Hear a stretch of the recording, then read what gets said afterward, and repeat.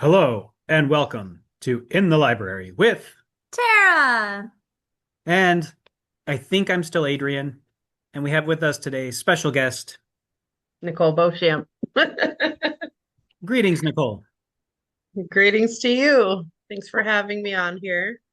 So, for our listeners who may not be aware of who you are, do you want to give us a bit of your background?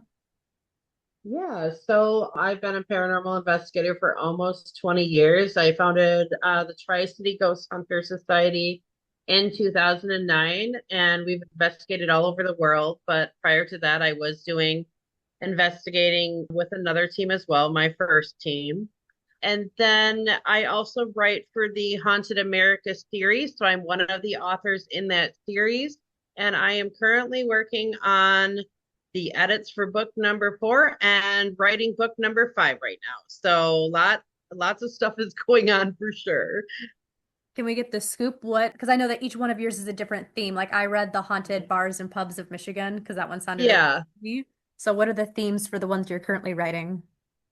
So the edits that I'm doing for book number 4, that's for haunted French Quarter hotels. So that's a book about New Orleans.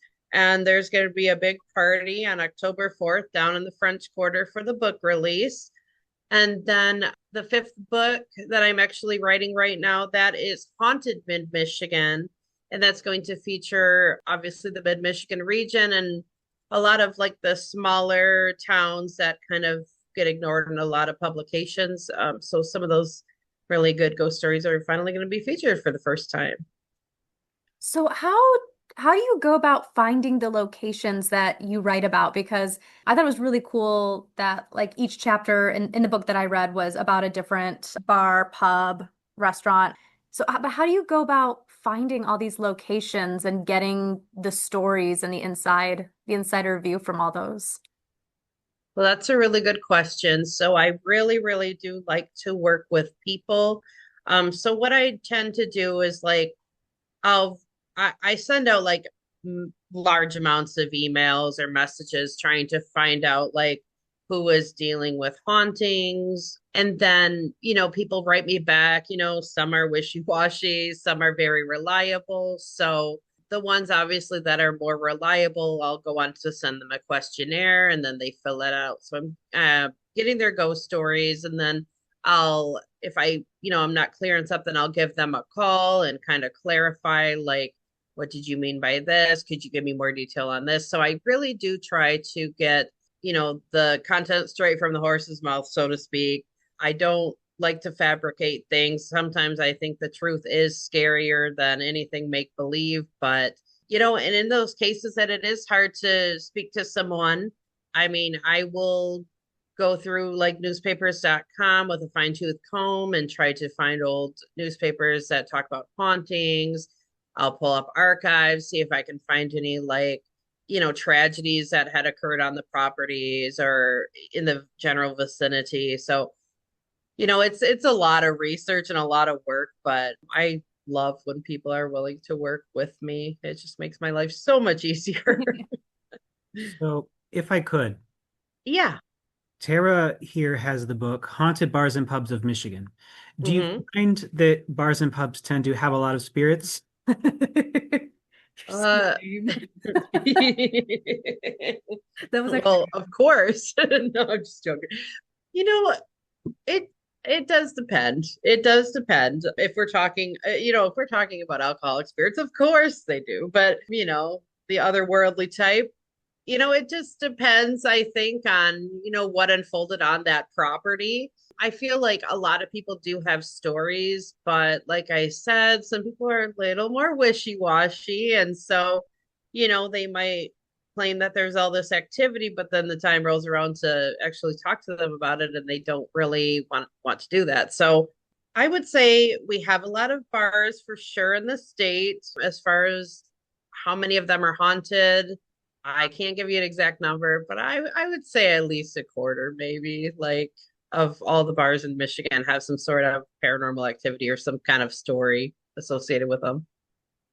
Do you go to the locations that you write about to do your own investigation or to just kind of go into the area and see what you feel? Mhm. Sometimes I actually do. There has been a decent portion of the places that I've wrote about in all of my books that I've been to and actually investigated. Um, there has even been bars right here in Bay City that I've investigated, but did not put in the book because the owners were, I guess, non-believers. Like the new owners were non-believers, and so they didn't really want that association tied to their bar. But yes, I do try to, if I can get into the location and actually check it out for myself, I really like doing that. Mhm. How did you get started in paranormal investigation? That's a really good question. So, my parents were both into it like my entire life. And we would always watch, well, the first show we would always watch was Most Haunted when I was very young. I just remember it always being just, I guess, my biggest passion in life. And I don't, other than like my parents being into it, I don't really know how I would have gotten into it, but it's almost like it was just like when I was born, it was just like something so prevalent within me, just this need to find out, if there is like an afterlife, and if there is, what is it like? So yeah, I've just been just kind of doing that my whole life. I was ghost hunting in my attic as a child with my friends, scaring the hell out of my friends. They didn't want to stay the night with me. So, and things have not really changed, but now I think all my friends are as equally, as demented as I am. So they're okay with, coming over because they already know what they're gonna get.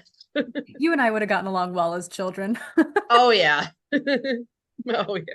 When you go into a space when you're doing your paranormal investigating, do you try to prove that there are ghosts there, or do you lean more towards trying to disprove that a space has spirits?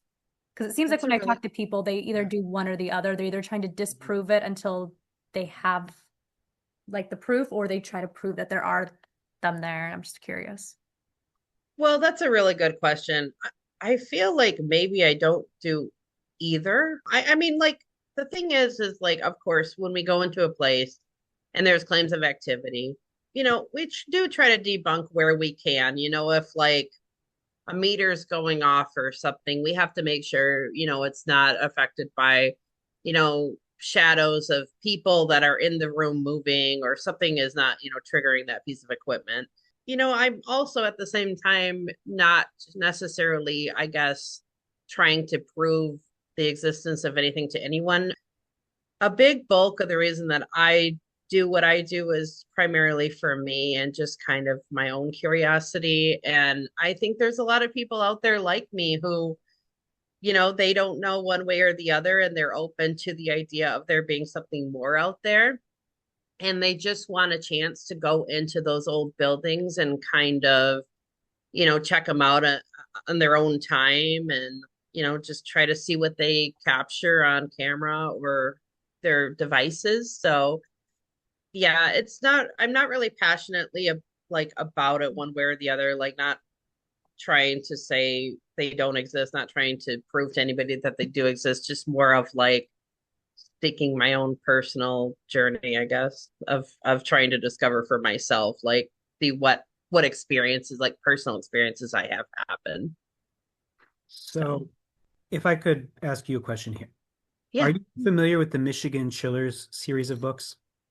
Oh, of course. Yeah. Okay. Now, if I remember right, you're from the Bay City area, correct? Yeah. Yep. Have you ever seen a bionic rat? No. I have not seen a wild rat, period, which I hope it stays that way. What? Those stories are fake? Michigan chillers? What? I used to have pet rats though, and that was never again. Like I have cats, and like they're so independent. They're, you know what I mean? Like it's like heaven, I guess, in a way. Teenagers, like they need a little supervision, but for the most part, like they take care of themselves. And Yeah. I could never have like a caged animal again. Like it's just so messy, and you got to tend to them like every day, multiple times a day, and I can't anymore. So I really like the Ghost Adventures show. And like growing up, I used to really like Ghost Hunters as well. And I've always been curious for someone who actually does it, how accurate are those shows? Like, I don't know if you've seen a lot of them, but Mhm. like the way that they act and the way that they, the questions that they ask, do you feel like that's pretty standard or are they kind of amping it up for the TV ratings? Well, honestly, they are a lot of the shows. And I'm not going to say I don't love some of the shows as well, because I do, but some of them are for sure amped up for ratings and views. But, paranormal investigating is kind of strange in that the bulk of the time it's just sitting in a dark room and it's quite frankly boring because there's nothing really going on the bulk of the time. But then you have those experiences like we were investigating the Pickney Community Public Library, and we had one of our devices sitting in the corner of the room next to the sink where they say that they see this like shadow figure of a girl standing there. And we had a group of people come in because it was a public hunt, and we were like asking questions, can you make the device go off by the sink, that kind of thing. And it lit up, which was impressive in itself because I guess I wasn't even maybe expecting that that might happen. I don't know why, but I just wasn't thinking anything was really going to happen. And then we actually saw it slide like 2 inches closer to the ledge of the like countertop, Mhm. and a bunch of expletives came out of my mouth, and I was just like totally shocked at what I was seeing. But those kind of things when they happen, it's just so surprising because I guess like even as many cool experiences as I've had, I still never go into a place like fully expecting anything really to happen. And then when it does, it's Mhm. just mind blowing because there's no reason that that device should have moved in the manner that it did. What So has there been it's a like lot of fun. a really scary place that you've been? Has there been like one that has like been able to shock you or frighten you? Yes. So I was investigating in Weston, West Virginia at the Trans Allegheny Lunatic Asylum. It is my favorite place probably in the States because it's such an impressive building, great architecture, and it's very, very active paranormally. So it was years back now. I want to say it was 2014, well, somewhere in there, maybe 2013. But anyway, I went there with my paranormal team. Everybody was kind of setting up in the command central, which was in the center of the building, downstairs on the main floor. All the doors were locked up for the ghost hunt. Myself and another female investigator went 2 floors up to the geriatrics ward. We started walking down the wing, and it sounded like hundreds of stretchers and med carts were coming at us. You could hear the wheels. It was so deafeningly loud. I flicked my flashlight on. At that point, I could not hear anything anymore. It's like it just stopped dead. However, the audio recording that I have from that investigation has the sound continuing on the recorder. So that was probably the strangest thing that I've had happen and one of the scariest. Just because, it's like you can hear all this stuff coming at you, but you can't see it. And then you turn the flashlight on and the sound goes away. So it's like, where was it? That would be really terrifying in the dark. Oh, it was. And I've also got in that same building locked into I think I was on the fourth floor, but I got locked into one of the wards, and I was having a bit of a panic attack because I was in the dark. I didn't have a flashlight at the time. Like I didn't know why I couldn't get out the door. And yeah, I mean eventually it finally turned and opened, but I was locked in for geez, a couple minutes at least. So that was terrifying. That would, I I'd probably have a little panic attack myself. Yeah, for Do sure. you remember what the first place that you went out professionally to investigate? Because I know you said That's you've a been really doing it good since question. you were little, so I know you probably did it growing up at different locations, but I don't know when you started your organization. Well, that's a really good question. I think the very first place was the Shook Hotel and the Comedy Club in Saginaw, Michigan. I don't know if you ever heard of the Haunted Saginaw series, but I actually had worked on that series. I unfortunately wasn't featured in the series, but I'm in the original trailer. And yeah, so I would say that was probably the first place. And then, like, the first place with my Tri City Ghost Hunters team would have been the McFadden Ross House in Dearborn. And shortly thereafter, it would have been the historic Fort Wayne in Detroit, which I actually caught a photograph of an apparition at the fort. So that was Oh. really incredible. Do you have that stuff like up at your house? Because I would like frame that and put that like right in the living room. It is definitely framed, and it's actually in my Haunted Detroit book, right in the preface. So I don't know if you have that handy, but if you're interested to see it and read the story, it's definitely in there. Nice. Very cool. And we can also see you on videotape. I found this, which you probably can't see because it's like blurred out, but it's when you were at the Sage Library. You Oh, were good God. giving a talk. So I saw that and I was like, oh, I have to watch this and see what this is about. It's probably terrible. Oh, it was so interesting to see. And you had a lot of interested people who came out to ask Oh, you yeah. questions and It's just a throwback, it's like a home movie at this point. do you do a lot of lectures and presentations, either at libraries or other locations?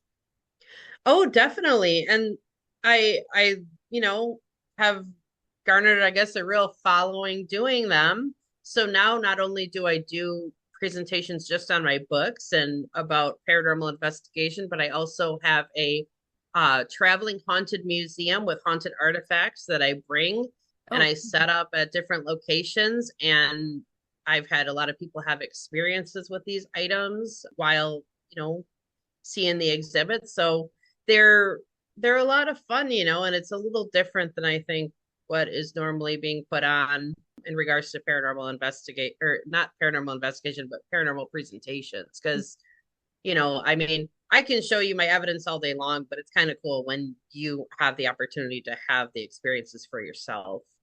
I have a question. Mm-hmm. And this is partly me asking for myself, okay? Okay. Yep. Because I've been experiencing a lot of paranormal activity myself because when I arrange for dates, they keep ghosting on me. So, how does one go about becoming a paranormal investigator? How does one go about becoming a paranormal investigator? Well, it just depends, I guess, what the goal is with doing paranormal investigation. Like, if you want to have personal experiences and that's like your main goal, you don't really need any equipment at all. You just have to be able to, you know, be professional and send out some professional style emails to establishments that may be willing to let you in to investigate. If your goal is capturing evidence and that sort of thing, you probably want to build a little bit of like an equipment bag. So maybe have like K2 meters, REM pods, cameras, motion sensors, things like that. And then obviously, your audio recorders and things like that, that you're going to be able to capture a lot of the evidence that you get. But I mean, it's really just getting a group of people together that have kind of the same interests. And if you don't want the whole, you don't even need a group really, but generally, like, there's power in numbers, right? So if you're trying to get into a location, it looks better if you have 4 or 5 people that are kind of, on the same page and everybody's got a role and you have matching shirts. But, there's paranormal investigators that do it more independently as well. And, it's just about, like I said, building that kind of good reputation. So like after you do a couple of the ghost hunts, and people know that you're a good person and you have a good agenda and nothing's missing from the buildings or building, then you're going to get a lot more credibility and it's just going to go from there and continue building. So I hope that helps. I Turn into a ghost don't hunter. know if it'll help with people you're dating, but it'll definitely help you get into, maybe a building or two. Going back to you doing your talks and especially with you bringing in items, can you tell our listeners how they could contact you to set up an event like that? Sure. So the best way to reach me is either on Facebook or Instagram. It's at author Nicole Beauchamp. So for those of you who may not know how to spell my name, it's Nicole and then Beauchamp. And then you can also send me an email. So it's Nicole, E as in Elizabeth, Beauchamp at gmail.com. And I would, love to be contacted. I would love to continue bringing my little museum to different establishments and giving people that experience and that opportunity. And if anyone down here in Monroe County does it, I need to know about it because I want to come see this. Oh, that would be amazing. The one event that I did in Monroe, everybody was just so nice. I loved all the staff and the patrons of the library could not have been more welcoming. So I would love to go back there and do an event. Have you ever been to the Dundee Mill? I sure have. Oh, I got to know how your experience was there. Hmm. Did you see So anything or? yeah, so we were actually I think there's upstairs we saw some mannequins moving. And then down in the basement, it's been a very long time since I've been there, but I mean, I went there before I think they even started doing that, if like the Old Mill Parafest that they do or whatever. I used to go there before they did that, so if that gives you any idea of how long it's been. But when we were in the basement as well, we also heard what sounded like people throwing like rocks across the room down there and stuff. Mhm. So that was really unsettling because there was only two of us down there at the time. So yeah, there's definitely a lot of activity, and I feel like everybody who goes there has something different happen. But it's a good time for sure. So have you been? I have not. I want to so badly. My mom and I have talked about going a couple times, and I got to make it happen because I think it'd be a lot of fun. Hmm.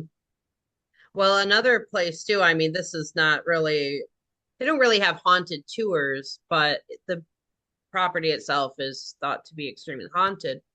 The Old Traverse City Asylum, the Oh. state hospital up there, they've converted it now into a village. So the main building is used for housing and there's shops and eateries and things like that. And you can kind of walk around that whole property, but it's supposed to be very haunted, but the owners are not really cool with doing any sort of paranormal events there. So that's a disappointment, but just to go and see the building and, try to have those experiences is so worth it. Yeah, that'd be a lot of fun. I'm gonna go up there this summer. I should go Good luck. see what I can find. For Maybe I won't sure. come back. When she doesn't come back, do you want to be the new co-host? I don't know if I could fill those shoes, but I could try, but I don't think it'd work. I think so. I think we should swap for a while.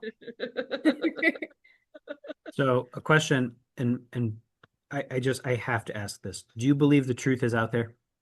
That's a good question.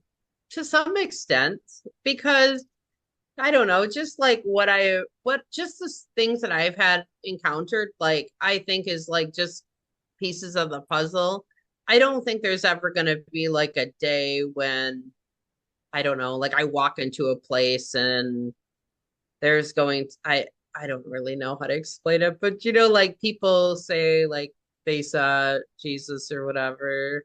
I don't think there's ever going to be a moment like that when you walk in a place and these lights are going to just appear in the sky and like a ghost is going to come down and be like, you've completed the mission, so to speak. I do think that these are kind of pieces to the puzzle. And actually, truth be told, I had my own experience where I actually died for a couple seconds. I think it was 30 seconds or less. So I had my own like otherworldly experience, and it was very pleasant.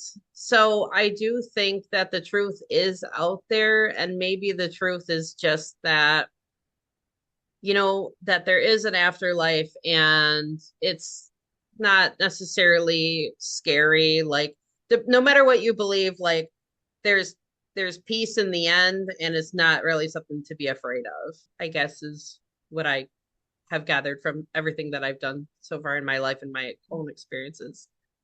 So I Do don't know you, if that answers your question. I think it does, yeah. Do you think, from your experience with spirits and the paranormal, um, do you think that it's more so that the ghosts that you've come in contact with are actually like aware that they're ghosts and are trying to do stuff, or do you think it's more like a memory stamp in that area in that time where like it's almost like they just keep repeating the same stuff that they did at a certain point, a fixed point in time? I guess that's the best way to say it. That's a really good question. So there are both actually. There's what they call intelligent hauntings, which interact with you. So if you say, turn the light on and the light turns on, that would be an intelligent spirit. And then there's residual. So that's kind of like that spirit stuck in a time loop doing whatever they were doing in life and just still doing in death. But I would say that's a hard one because I feel like, I mean, there's other types of hauntings as well, like Inhuman and all that, but those tend to be a little more rare. But I think it's kind of like a equal split between residual and intelligent.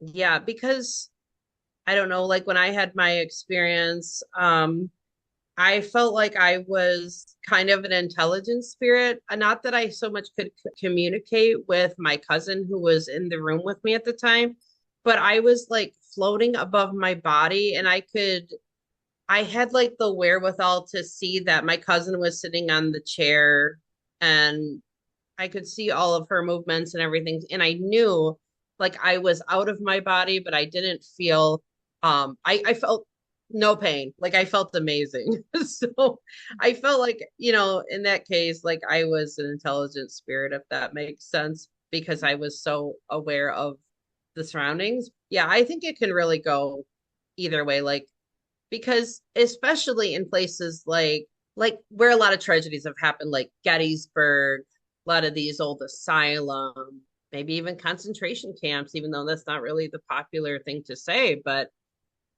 there's a lot of stories of people seeing like soldiers or people marching, or you know like a bell goes off at a certain time of day, or a gunshot will ring out. It's like those are all signs, I guess, of residual haunts, and those tend to happen, I feel, primarily in places where there has been such a devastating imprint, I guess. Hmm.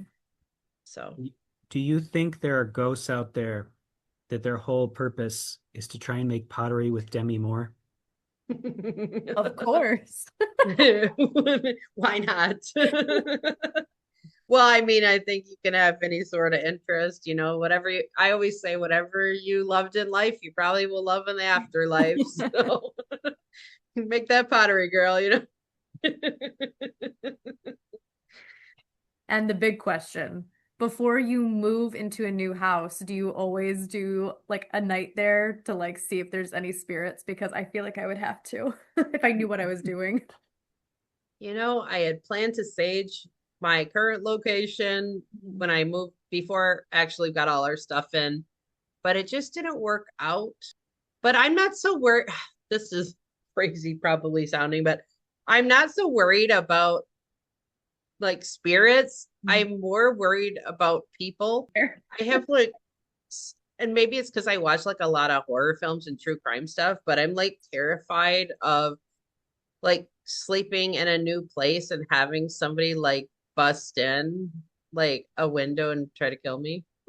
Yeah. So I guess like that's where my fear lies is more in humanity, less in the spiritual realm. 'Cause I don't know, like I know, and I'm not trying to dismiss people because I like totally have known people that have been hurt by like spirits and things. So I'm not saying like that can't happen, but people by Yeah. and large are terrifying. So Yeah, I agree with that. That's fair. yeah. So we are getting the warning that the meeting is going to end shortly. Okay. Before that happens, do you want to give a list of titles that you've written that our listeners could check out? And where they can Sure. purchase them. Good question. So I've written Haunted Bay City, Michigan, Haunted Detroit, Haunted Bars and Pubs of Michigan, Haunted French Quarter Hotels will be out in August, and Haunted Mid Michigan will be out next year. And if you're interested in purchasing any of those books, you can check me out on Amazon. I have a author profile on there. You can also find me on barnesandnoble.com, walgreens.com. A lot of the major retailers will have the books in stock. And if all else fails, if you just type in whatever title you're interested in and my name on Google, you can pull up a whole host of websites that actually carry the book, even independent bookstores, because we want to support, small businesses and local people. So definitely check those out as well. Yeah. And when in doubt, you can always check them out at your local library, along with That's videos of her past time talking at library. yes, and you can take shots every time I am very awkward in there. It was an But interesting watch. I liked it. oh, I'm glad that you enjoyed it. Well, in addition, I guess real quick to all that, if you like ghost hunting, if you like, spooky events, a lot of the stuff that I do is free. Some of the events are ticketed, but most bulk of the stuff I do is free. So if any of you want to check out, the events that I have coming up, just go to my Facebook page and click on the events tab and you can find a bunch of them. Awesome. So Great. that's about it for me as far as like the events and where to find my books go. Well, we would certainly like to thank you for joining us today. I'd like to say it was a lot more lively than normal, but we're talking about dead people, so no, I really enjoyed having you. Thank you so much for coming on and talking about this because this is stuff that I'm really interested in. So I liked hearing all your stories and Oh, well, thank you so much for having me. And I do write about a lot of different places. I am known to be, quite the traveler, but unfortunately, I just live in a small little town. So, no worries. This worked out great. So I'm so glad that we were able to do this and still chat with you. So this was perfect. well, I really appreciate your time and it was a lot of fun. So, thank you so much for having me. Sure. If you're checking us out on YouTube, please be sure to like and subscribe and hit that ring bell button for notifications. It's somewhere over there on your screen. If you're listening on Spotify, please give us a follow. It'll help with the algorithm. Please do it. And this has been In the Library with, Tara! I'm pretty sure I'm still Adrian, Nah. and our special guest. Nicole Beauchamp. Thanks for tuning in.